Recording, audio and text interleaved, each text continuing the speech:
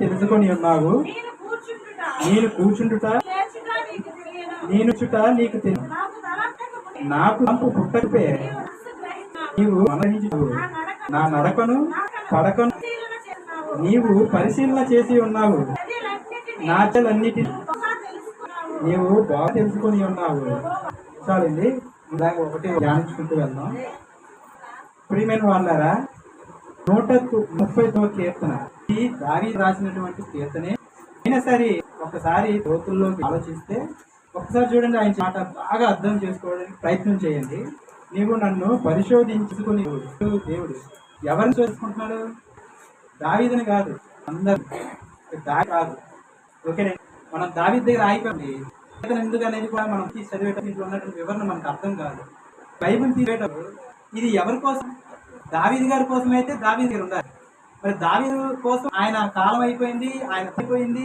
ఇప్పుడు మన తెలిసింది. మరి మన తరంలో మనం చక్కగా బైబిల్ పట్టుకున్నాము, చక్కగా ఉన్నాము, చదువుతున్నప్పుడు మనం ఏం చెప్తాం? దేవుడు నాతో మాట్లాడతామా లేదా? ఎలా మాట్లాడతాడు దేవుడు? ద్వారా మాట్లాడు ద్వారా అప్పుడు ద్వారా మన ద్వారా కదండి. ఇప్పుడు దావీదు గారి దేవుని పెరిగారు.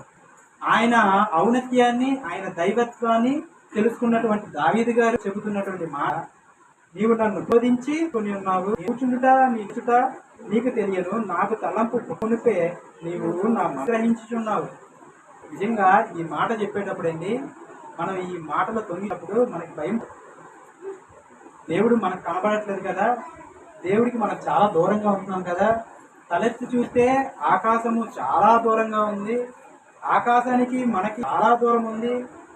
ఆకాశంలోనే ఈ సృష్టిలో ఉన్నటువంటి విషయాలు మనసుకోవాల్సి ఉన్నటువంటి విషయాలు ఉన్నాయి. ఈ భూమి గుండ్రంది, అందులో 3 వంతులు ఉంటే ఒక వంతు భాగం కలిగి అందులో నివసిస్తున్నటువంటి మనము ఏ మూలలో ఉంటే దేవునికి కనబడ, ఏ మూల